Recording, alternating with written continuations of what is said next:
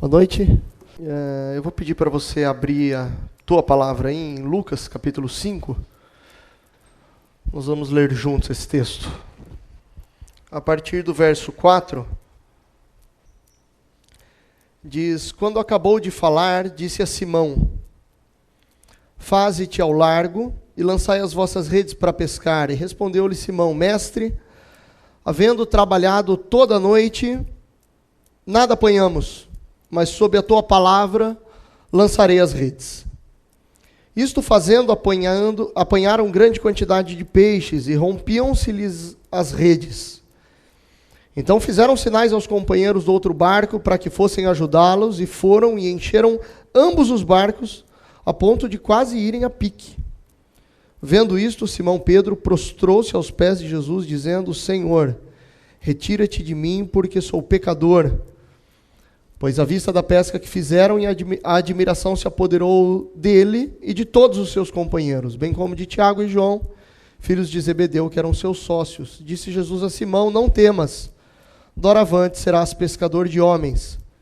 E arrastando eles os barcos sobre a praia, deixando tudo, o seguiram. Amém? Eu quero continuar falando sobre esse tema, que são os 3 dias. O que são esses 3 dias? São os 3 dias entre a ressurreição de Jesus, entre a morte de Jesus e a sua ressurreição. Esse é um dos textos desse conjunto e série de pregações. Na primeira mensagem nós usamos o tema de João 21 e tratamos sobre os princípios da cruz. Falamos sobre amor, perdão e o chamado envio, fortalecimento procedentes disso. Na segunda, nós vimos como esses 3 dias nos ensinam sobre amadurecimento. Esses 3 dias que antecederam a ressurreição de Jesus, como eles amadureceram a vida, a cabeça, a disposição não só de Pedro, mas dos demais apóstolos, e como isso para nós gera certeza de fé e segurança em Cristo Jesus. E hoje eu quero tratar especificamente sobre a pessoa de Pedro. Pedro é o cara. E como o evangelho é revelado na pessoa de Pedro. Eu falo, o evangelho não é revelado na pessoa de Jesus? Se Jesus salvou Pedro, é revelado nele também, assim como é em cada um de nós, não é?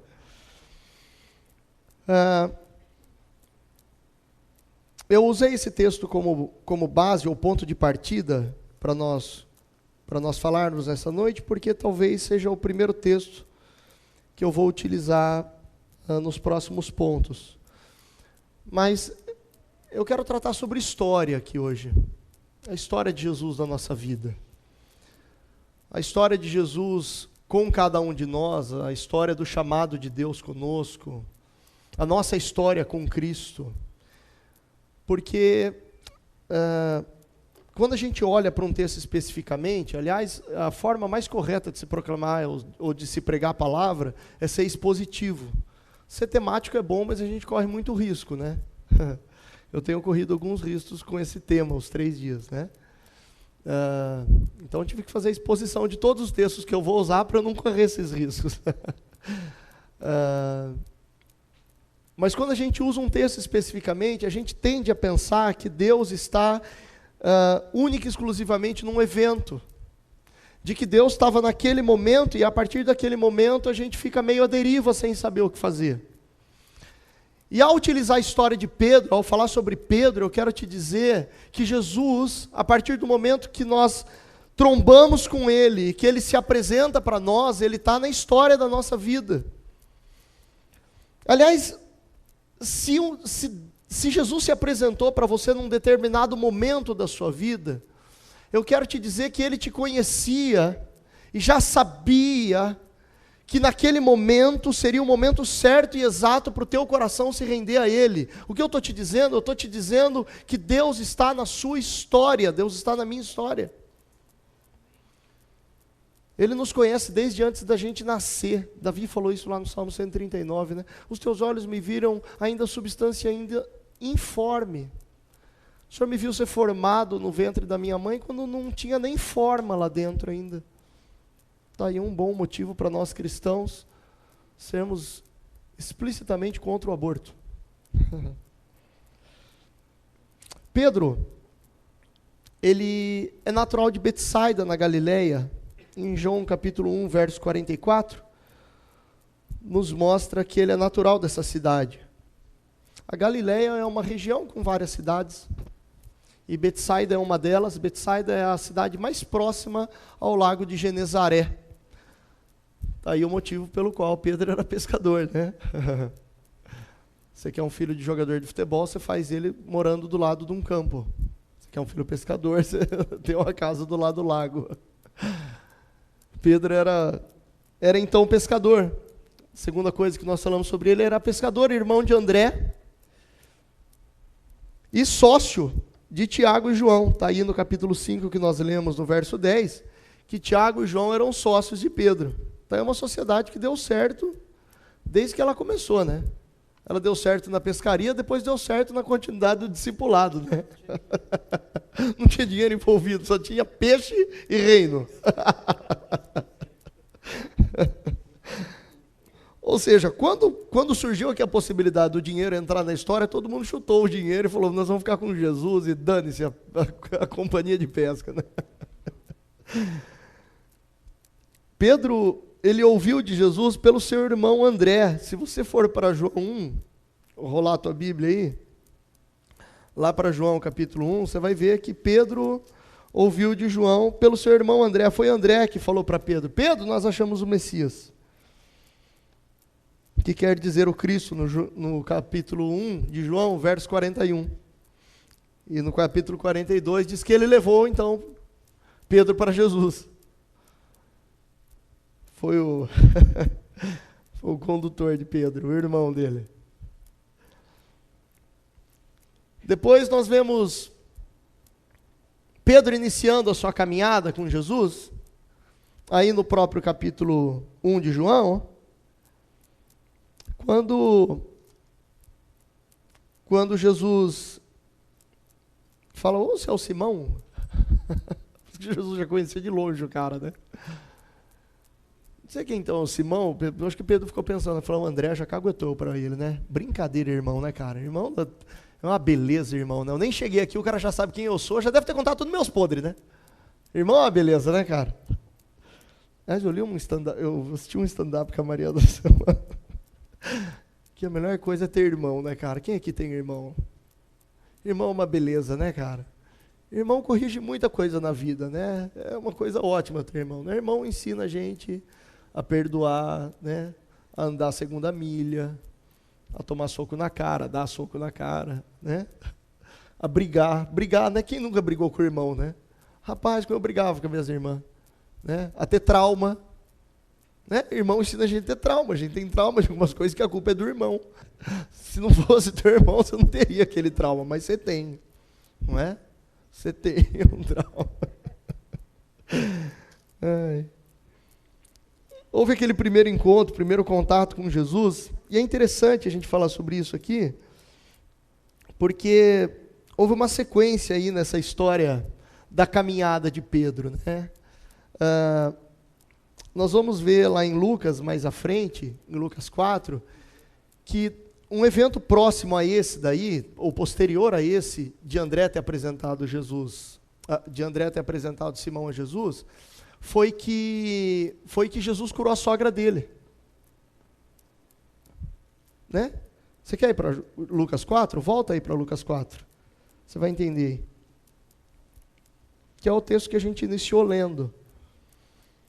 Como os evangelhos de Mateus, Marcos e Lucas, eles são sinóticos, ou seja, eles se completam, e João não está nesse compêndio, tem algumas coisas que tem que ir para a história e para aquele estudo milenar da teologia, para a gente entender o que está rolando aqui.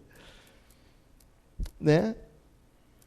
No capítulo 4, 38 e 39, diz então que Jesus foi para a casa de Simão, e a sogra de Simão achava-se enferma, e inclinando-se, então Jesus repreendeu a febre, e esta o deixou. A sogra não deixou não, a sogra ficou, viu? Foi a febre que deixou, né? Tem gente que quando lê esse texto já fala aleluia, mas não foi a sogra que deixou, né? Graças a Deus minha sogra nunca me deixou estar aqui, Deus seja louvado, né? E então, Jesus cura a sogra de Pedro, e tem uma coisa interessante aqui, depois eu vou falar dela mais à frente, que é dessa proximidade entre Jesus e Pedro. Ela começou a acontecer nesse primeiro momento, e aí depois então, já haviam momentos de proximidade, de contato, entre Jesus, Pedro, Tiago, João, aquela turma toda. E exatamente aqui em Lucas 5 se dá o que nós chamamos da chamada eficaz, que é onde Jesus falou: viu, já cozinhei demais o galo, vamos fazer o seguinte, vamos para o front, vou me apresentar de fato para vocês, galera. E exatamente nesse momento é onde Pedro tem um start a respeito de quem é Cristo. É bem possível que de fato essa vinda de Pedro tenha vindo nessas etapas de aproximação e rendição total a Jesus, né? Aquele primeiro momento de João com André, e depois no evento da pesca maravilhosa. São eventos bem claros, onde Jesus chama Pedro, e depois um evento claro onde Jesus fala: agora chega, tem a chamada eficaz, você vai vir para perto de mim. A gente meio que resiste a essas coisas, né? A gente fala: não, peraí, quando Jesus chama, acabou, é uma vez só. Imagina, ele vê Jesus e não acontecer nada, né? Você imagina então que Jesus, quando foi aos céus, a igreja que ficou era de 120 pessoas. Se todo mundo que tivesse visto Jesus, sido curado por ele, tivesse ali naquele dia, rapaz, ia ter uma multidão de discípulos. Não tinha 120. Então não dá para a gente argumentar que todo mundo que encontrou Jesus e falou com ele foi de fato, se tornou de fato um discípulo ou se rendeu a ele, inclusive o jovem rico. Não é? Teve muita gente que teve um encontro com Cristo e decidiu pelo não. Resistiu a Cristo. Pedro não foi resistindo, Pedro foi se rendendo. Pedro foi se rendendo. Quantos aqui ouviram de Jesus uma primeira vez e foram namorando, até que um dia Jesus te pegou? Você pode levantar a mão e falar comigo, foi assim? Não é? O que não deixa de ser um fato de que Jesus estava te chamando, e Ele já está trabalhando a tua vida, entende ou não? Amém, amados?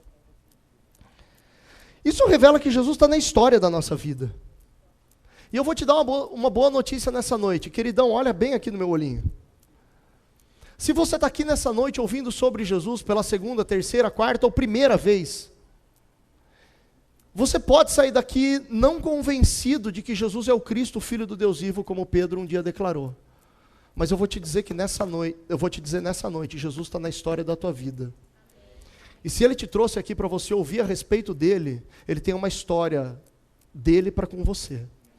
Então faz igual Pedro, já começa pensando nisso nessa noite. Não resiste não, cara, porque Jesus vai te pegar mais hora, menos hora. A prova é que você está aqui nessa noite ouvindo sobre Ele. Mas nós vamos olhar para Pedro e entender na vida de Pedro algumas características que nos ajudam a detectar se nós tivemos esse encontro com Cristo. E coisas que vão nos ajudar na nossa caminhada, se você está começando a ouvir sobre Jesus nessa noite, que vão te ajudar a detectar se você está se encontrando com Cristo ou se encontrou de fato com Cristo. Lá na frente isso vai ser para você pontos para você medir a tua jornada com Jesus. E a primeira delas é arrependimento. E aí no texto de Lucas 5, que nós começamos lendo, Pedro olha para Jesus depois desse evento da pesca. Quando eu penso nesse texto, eu lembro da gente torcendo no jogo de futebol. Pensa na gente torcendo no jogo de futebol. Às vezes eu me pego assim, meu sogro dá risada quando ele está com a gente assistindo o jogo. Mas a gente torce assim, né? O camarada vai bater, bateu para fora, mas bate no meio da bola, amigão. Bateu muito embaixo. Tipo, o Neymar vai falar: ah, é verdade, Damião, eu não tinha pensado nisso. Eu sou craque, treino a semana inteira, mas eu não tinha pensado que era para bater desse jeito na bola. Você imagina? Hã? Ou o goleiro tomou aquele gol, ela pingou, fala: goleirão, ela pingou, vai com a mão mais aberta. Ah, é verdade. Rapaz, eu estava com o treinador de goleiro errado. Vou contratar agora o Dudu para me ajudar, porque eu nunca pensei nisso, né? Você imagina então que o jogador de futebol tem coisa que ouve no campo, que os caras que viram para o outro descendo para o vestiário e falam: rapaz, só tem louco aí em cima, né? Tem gente querendo ensinar o padre a rezar a missa. E eu acho que foi a mesma situação com Pedro, porque Pedro era pescador, velhinho. Jesus era carpinteiro. É outra vibe. Entendeu não? Foi Pedro com Jesus. Jesus era carpinteiro, mandou falar o seguinte: joga do outro lado. O que Pedro exerceu ali foi fé. E é incrível nós entendermos pela palavra de Deus como arrependimento e fé andam juntos. Pedro falou: agora é o seguinte, então, Jesus, pela tua palavra, não pelo teu conhecimento, não pela tua profissão, nem pelo que você sabe, nem porque você provou nada, é por causa da tua palavra. Fé. E então, o fato do exercimento da fé vir acompanhado da demonstração do poder e da eficácia daquilo que Jesus diz, fez com que Pedro olhasse para ele mesmo. E Pedro não ajoelha aos pés de Jesus e diz: Jesus, perdão, eu sou um mau pescador. Foi isso que ele falou? Não, o que ele disse? Retira-te de mim porque eu sou pecador. Ele se viu. Ele olhou para Cristo e se viu. Ele ouviu a Cristo e se viu.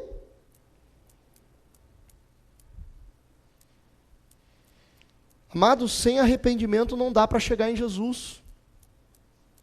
Sem arrependimento não há salvação, e se não há arrependimento, amados, se não há arrependimento não teve proclamação do Evangelho.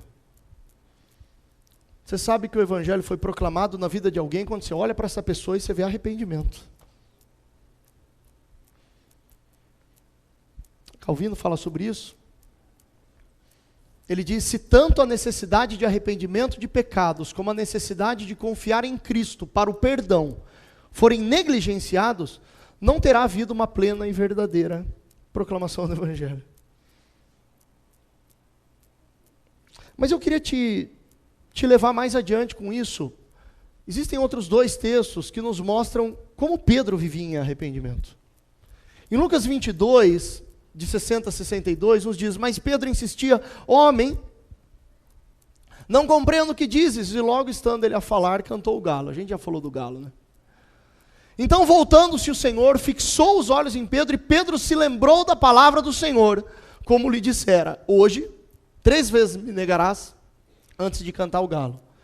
Então Pedro, saindo dali, chorou amargamente. Há uma concordância entre todo mundo que fala desse texto, que esse choro amargo de Pedro é de arrependimento. Paulo, ao utilizar uma mesma situação, ele diz: olha, para a igreja de Corinto, olha, a tristeza em vocês produziu arrependimento. Numa outra situação de João 21, logo após a ressurreição de Jesus, naquele encontro, a gente falou disso na primeira ministração dos 3 dias, pela terceira vez, no verso 17, diz: Jesus lhe perguntou: Simão, filho de João, tu me amas? E Pedro se entristeceu por ele ter dito pela terceira vez: tu me amas? E respondeu-lhe: Senhor, tu sabes todas as coisas, tu sabes que eu te amo. Então Jesus lhe disse: então apacenta as minhas ovelhas. O que eu quero dizer com isso, querido, é que arrependimento é também atitude constante na vida cristã.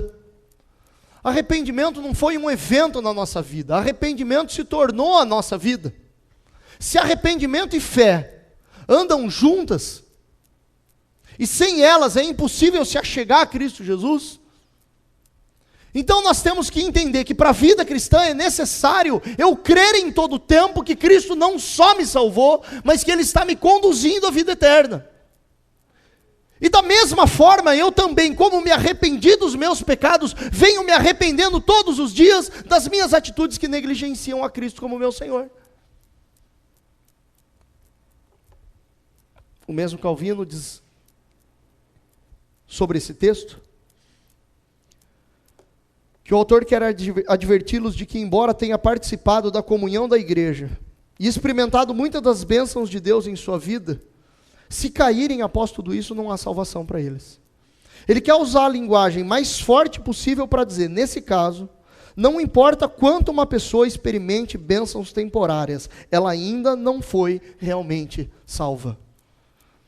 Ele os está advertindo a serem cuidadosos, porque depender das bênçãos E experiências temporárias não é suficiente. Isso não quer dizer que ele pensa que os verdadeiros cristãos podem cair. E quando ele diz aqui de cair, é de cair de vez. Não de cometer pecados. O que nós estamos dizendo aqui é cuidado. Porque a vida cristã não pode se basear nas experiências com Deus que nós temos.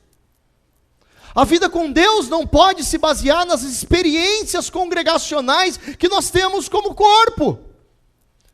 A vida com Deus não pode se basear se você se sentiu bem no louvor de hoje.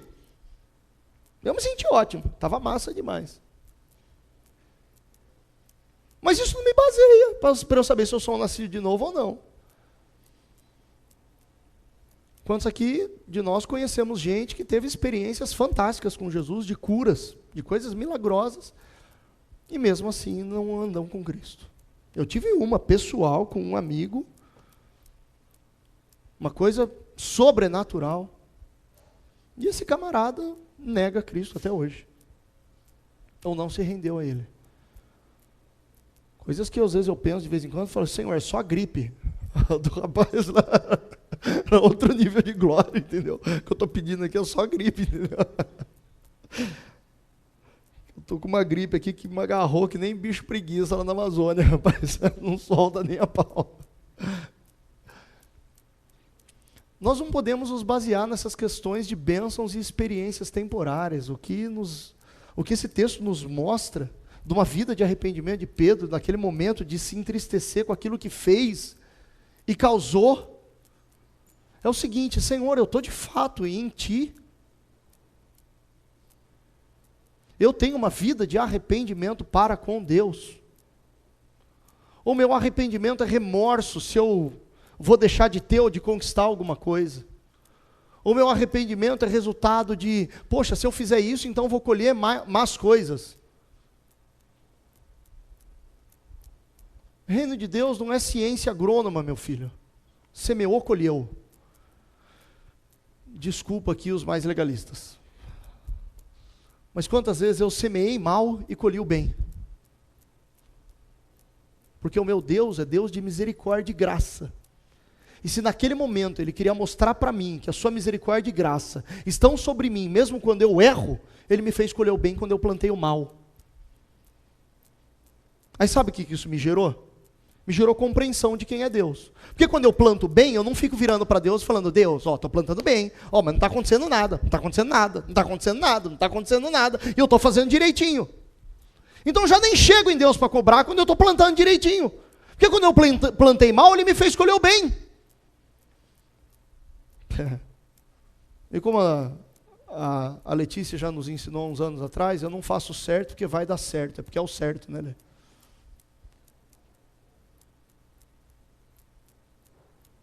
Arrependimento é vida. Essa era uma marca na vida de Pedro, e deve ser uma marca na nossa vida, vida de arrependimento. É interessante como a gente mede as pessoas e a nós mesmos por eventos. Ah, Jesus, mas o cara negou o Senhor no pátio, lá na frente de todo mundo. Baita vergonha para a comunidade, não?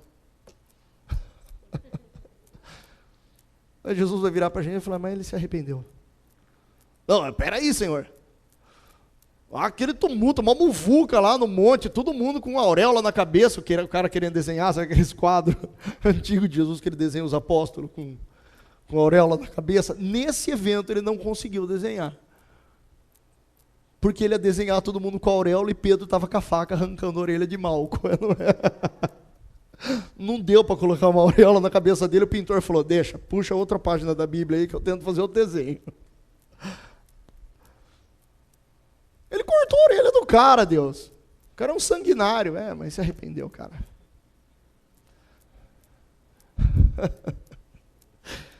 Mas ele fez isso, fez aquilo, então, rapaz, se arrependeu também.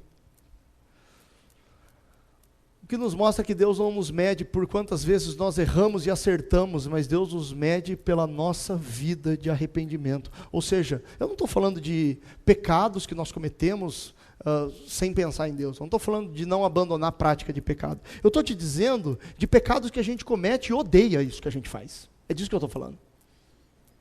Pode ter coisas na vida do Lucas que ele comete faz tempo, e ninguém sabe, só ele e Deus. Mas entre ele e Deus está certo que toda vez que ele faz, ele quer morrer.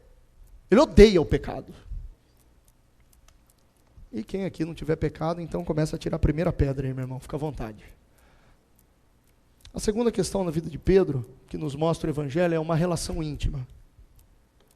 Foi de Pedro a declaração em Mateus 16:16, tu és o Cristo, o Filho do Deus vivo. Antes que qualquer um pudesse ver e reconhecer ele como o Messias, o Cristo, o Salvador, antes que qualquer um pudesse se resolver dos dilemas e conflitos, se ele era um profeta, se ele era um mestre, se ele era um rabi, Pedro pulou na frente de todo mundo e falou, para mim tu és o Cristo, o Filho do Deus vivo. Ou seja, o Senhor é o meu Salvador, aquele que veio me resgatar da morte eterna e do inferno. O Senhor é aquele dos quais todas as profecias falaram a respeito. Nenhum fariseu viu, nenhum sumo sacerdote entendeu, nenhum fariseu ou escriba até agora reconheceu, mas eu te vi. E eu entendo e reconheço que tu és o Cristo, o Filho do Deus vivo. Esse reconhecimento do senhorio de Jesus começa a levar uma relação íntima com ele. Vou voltar para o evento da sogra. Porque Jesus costumava se hospedar. Lembra que Jesus falou para um camarada, o filho do homem não tem casa não. Né? Era comum Jesus se hospedar então na casa de Pedro, passar pela casa de Pedro. Jesus estava na casa de Pedro, quando ele curou a sogra.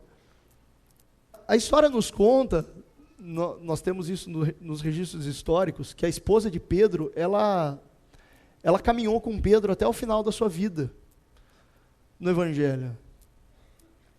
Era uma família, a sogra, Pedro, a esposa, todo mundo caminhando com Jesus, era uma relação de intimidade. Você consegue pensar nisso? Choca, né? Diz a história que a mulher de Pedro morreu antes dele, e enquanto ela estava sendo morta, Pedro olhou para ela e disse assim, lembra-te do teu Senhor. Martirizada. É uma relação da casa, é uma relação com a casa, é uma relação de intimidade. Eu imagino que Jesus aqui no nosso meio, ele não estaria em nenhum show gospel realizado nesse país. Mas ele ia estar num café da tarde lá, Isilda, contigo e com a vozinha, aprendendo a fazer aquela pimenta. Entendeu? Ele ia estar no BK com a galera, comendo um lanche depois da reunião.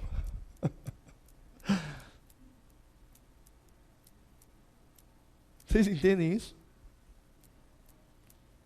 A relação com Jesus é uma relação de intimidade. Vai para casa, vai para a vida, vai para o casamento, vai para a relação familiar, vai para tudo. E Jesus conhecia Pedro mais do que ninguém, cara. Conhecia mais que o André, mais que o irmão. Jesus sabia da impetuosidade de Pedro. Jesus sabia que Pedro falava com o coração e depois com a cabeça. Jesus sabia que Pedro colocava os carros na frente dos bois. Que ele era instável. Que ele era emocionalmente instável e impetuoso para fazer as coisas. Mas Jesus também sabia que Pedro amava ele. Jesus sabia que esse cara doido, que pulava na frente de todo mundo, que atravessava as falas, que fazia as perguntas antes de todo mundo, um dia morreria por ele, se preciso. Acho que Jesus olhava para Pedro e falava, esse cara é meio chucrão, mas esse cara me ama, velho. Esse cara me ama.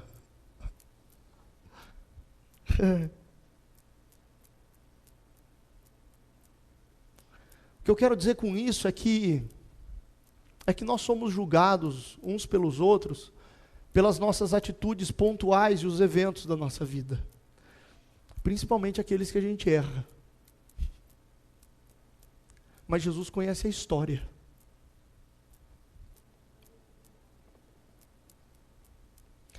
Aquelas vezes que nós fomos fiéis a Cristo e negamos os prazeres dessa terra por amor a Ele, ninguém estava lá para ver. Você lembra disso?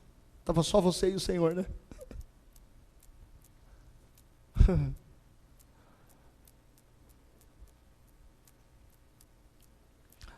Nas perdas que nós tivemos por amor do Senhor, foi Jesus que estava ao nosso lado.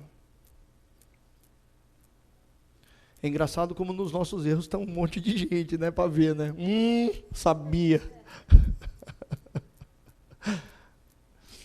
Jesus não nos julga por eventos. Jesus está na nossa história, ou não. Só tem um julgamento que pode mudar quem é Cristo para nós e nós para Ele. É se nós não nos entregamos a Ele. E se nós não cremos nele. Porque Ele mesmo diz que aquele que não crê, já está julgado, porquanto não creu no nome do unigênito de Deus. Agora, se creu, meu querido, vai ter eventos como teve na vida de Pedro. Vai ter faltas, vai ter perdas, vai ter vacilos, vai ter quedas. Mas Jesus está na história. Essa semana eu falei isso para Jesus: Jesus, dá para pagar essa semana na fitinha aí do céu? Brinquei, qual é que seria a semana? Eu queria, se tivesse um busão para Júpiter, eu pegava ele para sumir.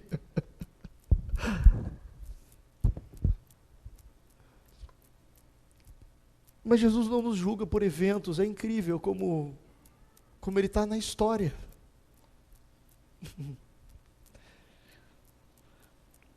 Eu quero te dizer, para as nossas relações uns com os outros, que a pessoa autêntica não é aquela que falhou com você, é aquela que te amou. A pessoa autêntica não é aquela que falha. Aquela que falha é uma parcela do Dudu que errou comigo. Agora o Dudu autêntico é o Dudu que me ama. Entenderam ou não? Significa que nós vamos errar uns com os outros aqui, vixe. Nós vamos errar uns com os outros, amado, mas se a gente ficar nessa postura de julgamento, de evento, nós vamos achar que ninguém é autêntico. O Rodolfo não é autêntico comigo. Por quê? Porque ele errou comigo. Uai, peraí, mas o Rodolfo te ama? Ele já fez isso, já fez aquilo, a gente já passou por aquela, já se perdoou, já andou. Então, meu querido, continua então, amado. Viu? Por favor. Por isso que um texto maravilhoso da Bíblia é Mateus 18, né? Aí o cara liga para reclamar. O fulano fez isso. Então, rapaz, é entre você e ele, né? Eu adoro essa resposta bíblica de Mateus 18. O fulano fez isso comigo. Então, Mateus 18. Vai lá, procura ele. Entre ti e ele só resolve, meu irmão. Entendeu ou não? Que você vai se resolver com o cara e vai entender que vocês dois têm uma história junto, não um evento. O evento pode servir para amadurecer essa relação, acabar com ela de vez, né?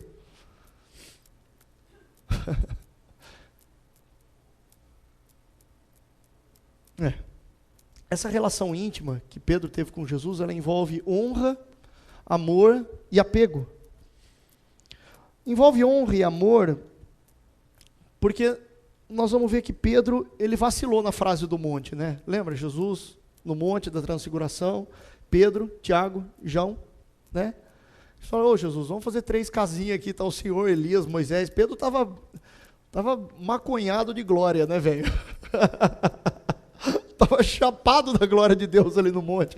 É natural que ele falasse uma besteira, velho. Eu falaria coisa pior, né?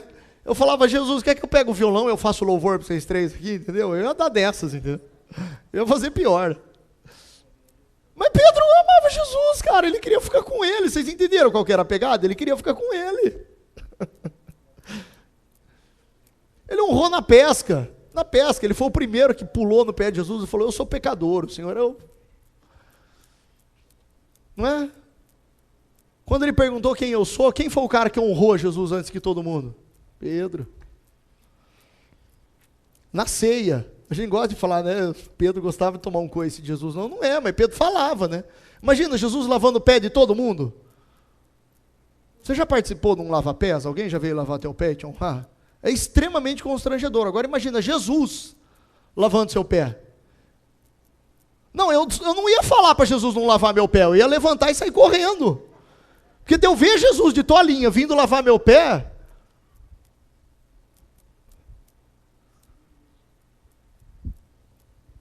mas Pedro vacilou, mas Pedro amava Jesus, é tipo, a diferença é muito grande para o senhor lavar meu pé, o senhor não está entendendo. A honra que ele tinha com Cristo, cara. Não. E o amor de Pedro? O amor de Pedro, então, é inquestionável, né? Todo mundo deixou os guardas pôr a mão em Jesus. Pedro já sacou a espada. Diz que o amigo de verdade não é o cara que pergunta o que está acontecendo, é o cara que já chega na roda dando voadora, né? É o Pedro. Pedro já chegava dando voadora, não estava nem aí, velho. Não sei o que está acontecendo, é meu amigo, já vou dar voadora em todo mundo. Não queria que Jesus morresse. Não, Jesus, morre não. Arreda, Satanás. Mas não, peraí, mas não morre, tá? Percebem como Pedro amou Jesus na história? Vocês conseguem ver isso ou não?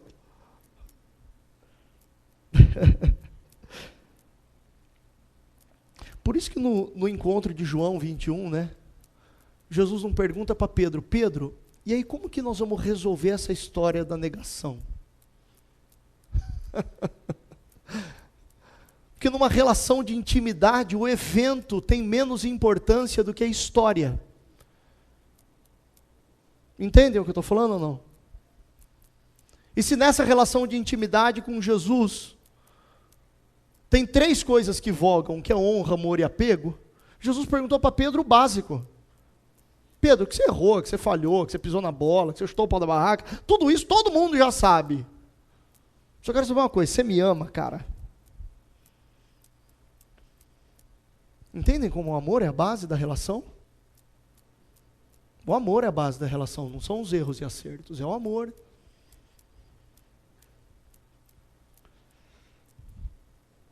E apego, apego, eu pus o texto de João 20. Olha que interessante, cara, quando Jesus ressuscita, por isso que eu falo que esses 3 dias mostram quem é quem, né? Diz que, a partir do verso 1, no primeiro dia da semana, Maria Madalena foi ao sepulcro de madrugada, sendo ainda escuro, e viu que a pedra estava revolvida. Então ela correu e foi ter com Simão Pedro e com outro discípulo a quem Jesus amava, e disse-lhes, tiraram do sepulcro o Senhor, eu não sei onde puseram. Mulher dando notícia, né? Parece a Márcia dando notícia para Mariana. Atiraram, eu não sei para onde que foi parar, entendeu?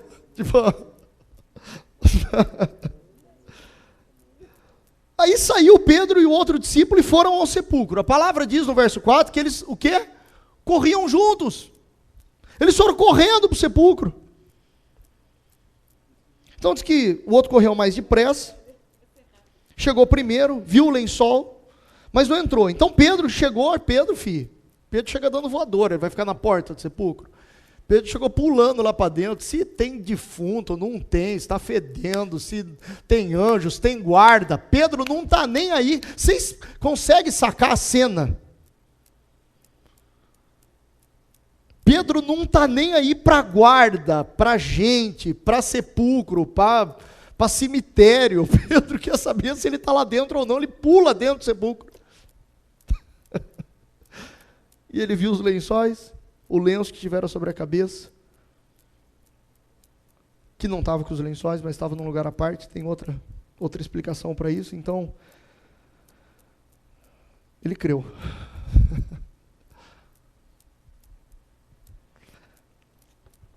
João 21, está aí, pus esse texto? Não pus. João 21, você pode abrir? Interessantíssimo também. João 21. O último capítulo dos Evangelhos. Diz no verso 7.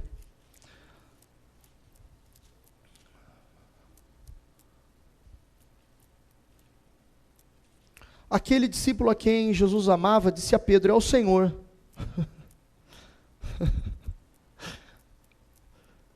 Simão Pedro, ouvindo que era o Senhor, cingiu-se com a sua veste, porque ele estava despido, e lançou-se ao mar. Ele veio nadando de onde ele estava, filho. 200 côvados de nadada. Quem é rápido de cabeça aí? Fabinho, me ajuda aí. 45 vezes 200. 900 metros. Dá um triatlon. 9.000 metros? O quê? Ah, não, mas aí tem o desconto, né? 44 centímetros, né? Pedro veio voando para Jesus, velho. Tô nem aí, pulo na água, vou nadando até encontrar com ele, eu quero que se dane. Fui correndo para ver se ele estava no sepulcro, agora eu vou nadando que nem louco, os outros vêm puxando o barco, eu já vou de braçada para Jesus.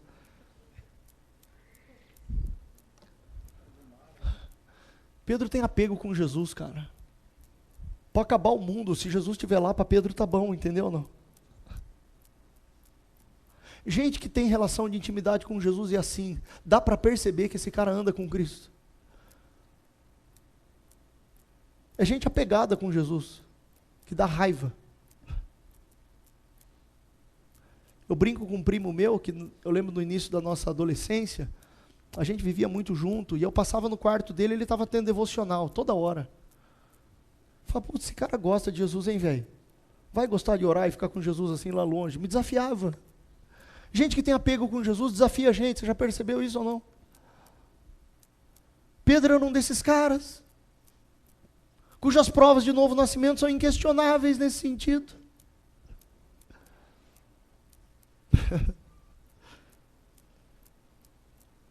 Pedro sabia para quem correr, né? Pedro não corria para o gerente do banco, não corria para o irmão, não corria para a igreja, não corria para a sinagoga, não corria para o templo. Pedro não corria para ninguém, Pedro corria para Jesus.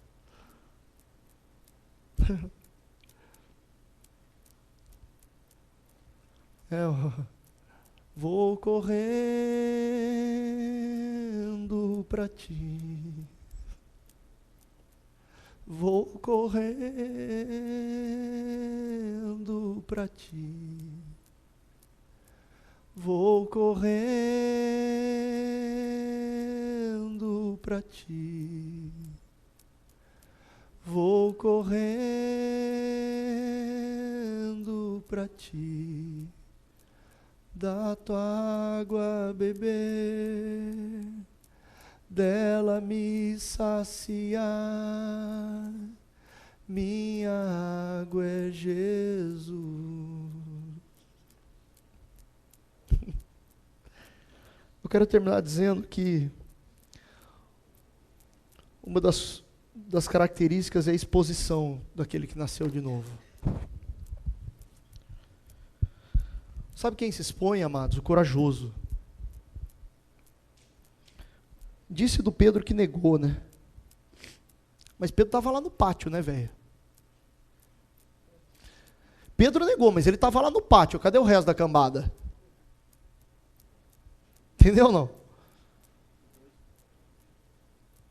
Não, Jesus era popular na época, meu irmão. Crucificar Jesus não ia ser tarefa fácil, mas matar Pedro era igual matar o galo que cantou. 2 palitos, a gente passa a faca nesse cara. Ele foi lá se expor. Você entende isso ou não? Todo mundo saiu vazado. Pedro deu um jeito de entrar lá para ficar com Jesus. Negou, mas estava lá, né, velho? Eu acho interessante como Jesus lida com os outros discípulos quando ele fala com Pedro em João 21. Porque em João 21 ele fala para Pedro, Pedro, você me ama mais que esses outros?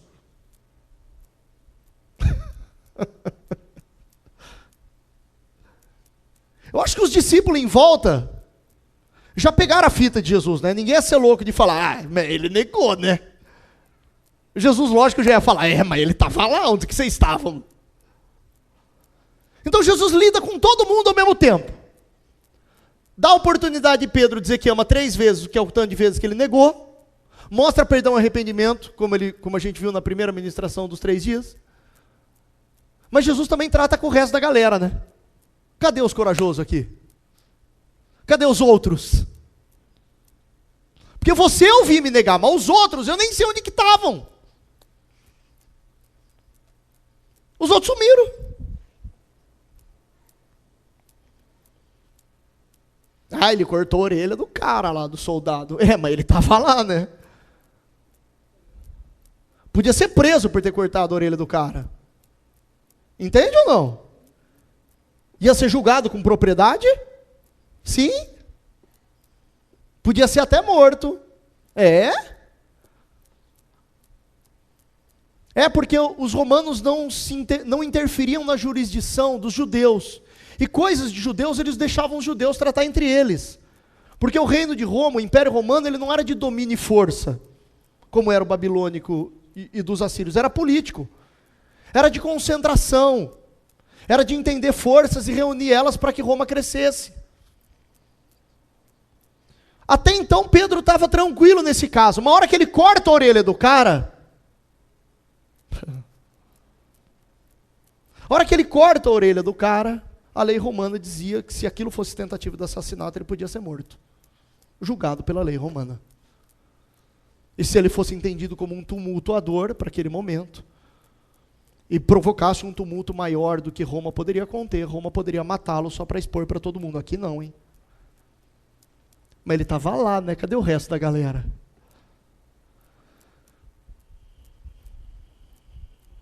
Pedro teve coragem para declarar para todo mundo quem era Jesus. Pedro teve coragem... Acho que eu pus umas cenas aí. Cadê? Aí. Pedro foi andar no mar. Pedro teve coragem de sair andando. Se é o Senhor mesmo, fala então que eu vou ir andar contigo. Todo mundo achando que era o capiroto, o vampiro do crepúsculo. Ninguém falou nada, o chupacabra, né? O ET de Varginha, ninguém falou nada. Pedro não, então peraí, se é o Senhor mesmo, fala porque eu vou andando até o Senhor, então. Teve coragem ou não teve? Teve, todo mundo ficou no mocó, Pedro teve coragem. Pulou seminu no mar para encontrar Jesus depois. É o Pedro, cara, é o Pedro que tem coragem para fazer o que ninguém tem. Só o corajoso se expõe a tentações que ninguém mais se exporia. Entendeu ou não? Pedro, ele preferia morrer no campo de batalha do que ter a sua glória no paraíso.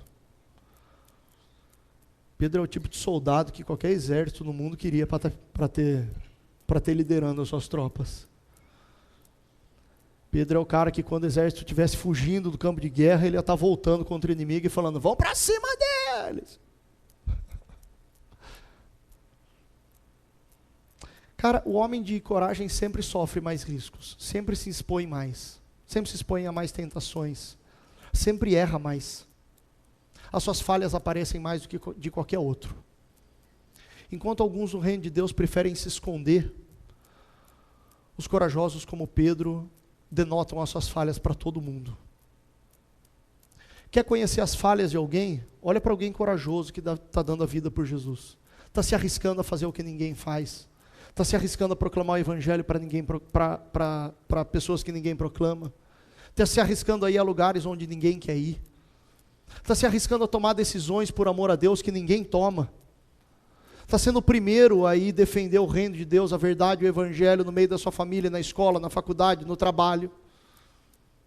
É aquele que luta pela justiça e pela justiça social, porque isso é um meio de mostrar Jesus aos homens, de estender a mão para os desfavorecidos quando ninguém estende, de andar a segunda milha, de dar a capa. Só o corajoso toma essas atitudes. No Pentecoste, depois que o Espírito veio sobre todo mundo, e ninguém sabia o que falar para os homens, Pedro assumiu a tribuna e fez a primeira pregação. Foi o primeiro apóstolo a ser preso.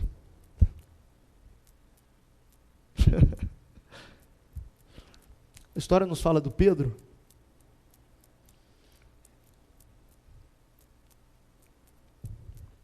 Ele também foi à cruz, isso é uma exposição histórica do primeiro século da igreja. Ele também foi à cruz e quando estavam para pregá-lo nela, pediu que o pusessem com a cabeça para baixo, pois não se sentia digno de morrer como seu Senhor. O amor lhe proporcionou uma tarefa e uma cruz. O amor sempre implica responsabilidades e sacrifícios. E não amamos a Cristo de verdade, a menos que estejamos dispostos a afrontar a sua tarefa ia carregar a sua cruz.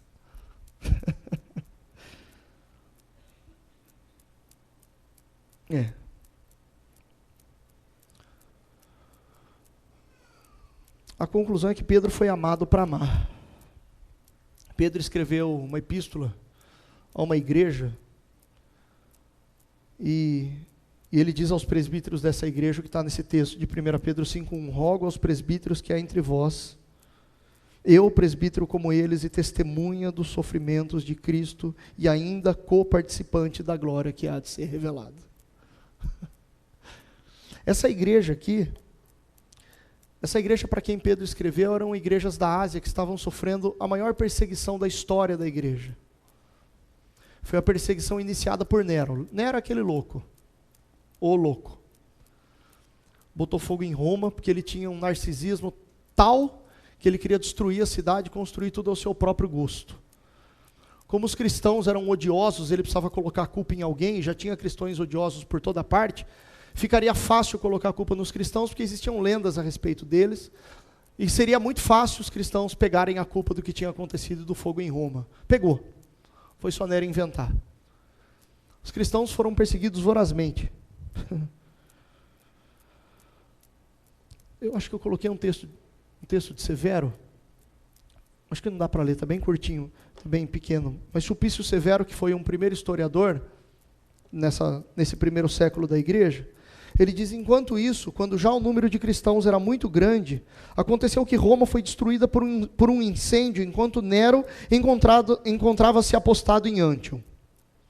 Mas a opinião de todos culpou o imperador pela tragédia do incêndio, porque se cria que dessa maneira ele tentava buscar para si a glória de edificar uma nova cidade. E verdadeiramente Nero não podia de modo nenhum evitar a acusação de que o incêndio foi devido a ordens dele. Portanto, desviou a acusação para os cristãos, e como consequência disso, as mais cruéis torturas foram afligidas aos inocentes. Presta atenção. Ai!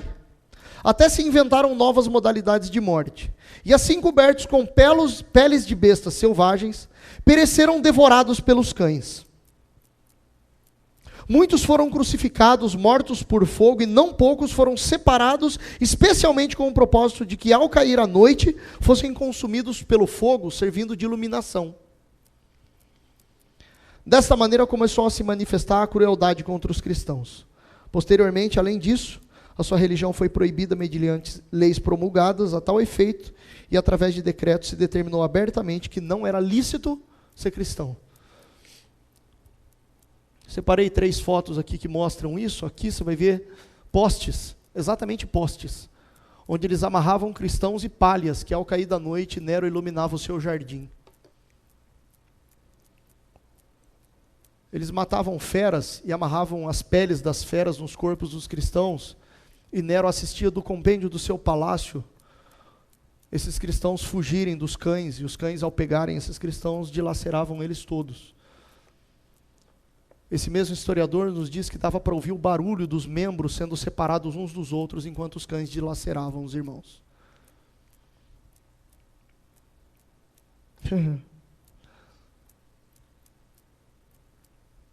Os comentaristas bíblicos, eles assumem que a epístola de 1 Pedro é uma das mais humanas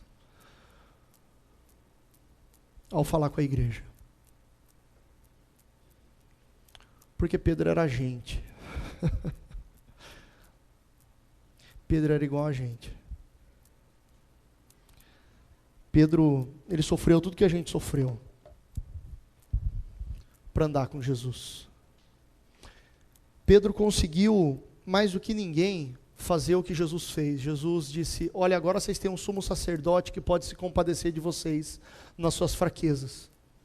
E se Jesus era então esse intercessor e mediador diante de Deus para com ele, para lhe auxiliar nas suas falhas e necessidades, Pedro então precisava reagir da mesma forma com relação aos seus irmãos. E por ter cometido tantas falhas, e por ter sido tão perdoado e amado pelo Senhor, ele precisava estender a mão de amor por aqueles que também estavam sofrendo pelo Evangelho. Eu quero te dizer na história de Pedro para a nossa vida e concluir com esses pontos. Na nossa vida tem que ter arrependimento e uma história de arrependimento. Na nossa vida tem que haver uma relação de intimidade, amor, honra e apego ao Senhor. Isso é relação de intimidade com Deus. Na nossa vida, tem que ter coragem. Na nossa vida tem que ter os pregos que aparecem para tomar martelada nele. Tem que ter gente que faz o que ninguém faz. Tem que ter gente que assume o que ninguém assume. As posturas de coragem, de amor ao Senhor, denotam que você é sim um nascido de novo em Cristo Jesus. E a gente pode concluir isso da seguinte forma: então para que essa vida de arrependimento, de amor extremo ao Senhor e de tanta coragem assim? É para eu ter um monte de pedrinha na minha coroa. Não, é para você ajudar a gente que talvez vai sofrer o dobro, o triplo, o quíntuplo, 10 vezes o que você está sofrendo. Mas pelo que você passou, você vai estar apto para poder estender as mãos para aquele que sofre. E o Evangelho se revela em a gente estender a mão para os outros.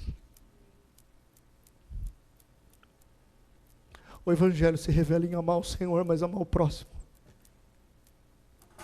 E ao invés de julgar o próximo, amar o próximo. E eu vou repetir o que eu já falei da outra vez, mas a gente vive um infortúnio aqui dentro de acusação e julgamento. Como que a gente vai fazer isso lá fora? Se no antro do amor a gente insiste em se julgar, como que vai ser no antro da impiedade? Como que vai ser no meio dos lobos? Para onde Jesus nos envia, como ele disse lá em Lucas 10. Se aqui dentro a gente insiste em julgar e condenar e não viver essas posturas de novo nascimento. A segunda coisa que eu quero falar é que nós podemos estar como Pedro nessa noite. Gente que já pisou demais na bola, mas que ama o Senhor. Gente que fica procurando um evento, talvez você esteja procurando um evento para provar o seu valor para Deus. Mas Jesus vai olhar para a tua vida e vai perguntar se ele está na história da tua vida, não se ele estava naquele evento. Porque se você pecou, é lógico que ele não estava naquele evento. Você preferiu o pecado do que ele, já está certo isso daí, beleza? Beleza, teve arrependimento? Tem. Então é o seguinte, eu estou na história. Você topa a gente continuar, amadurecer com os erros, aprender com as faltas, e isso te apegar mais a mim ainda? Você vai ser o louco que vai sair correndo para pular dentro do sepulcro para ver se eu ressuscitei de fato? Você vai dar uma de doidão e sair nadando 900 metros para vir até a praia só porque eu estou lá? Apesar de todas as suas faltas e erros, você ainda vai continuar dizendo para mim, vou correndo para ti. Porque se é isso, está resolvido, filhão. E Jesus mais uma vez estende a sua mão de fortalecimento para nós nessa noite. Porque o Evangelho é uma relação na nossa história, dos quais vão ter eventos de perda e de pecado, mas também vão ter eventos de amor, abandono, luta e sofrimento, nos quais o Senhor Jesus está. Eu creio que essa é uma noite de fortalecimento para nós como igreja. E eu queria convidar você nessa noite, se você precisa ser fortalecido por Cristo Jesus nessa noite, porque alguns eventos insistiram em te derrubar, mas o Senhor Jesus vem para te dizer sobre a tua história com Ele nessa noite, e Ele quer te fortalecer mais uma vez. Eu queria te convidar para vir aqui à frente e nós orarmos juntos. O Senhor Jesus quer fortalecer o teu coração para você estender a mão para outros, como Pedro fez para a igreja da Ásia. Só antes de você vir, eu quero também convidar aqueles que ouviram esse Evangelho pela primeira vez nessa noite e querem correr para Jesus. Essa é a noite de arrependimento também diante do Senhor, de estender as suas mãos para Jesus e falar, Jesus, segura, porque eu não aguento mais.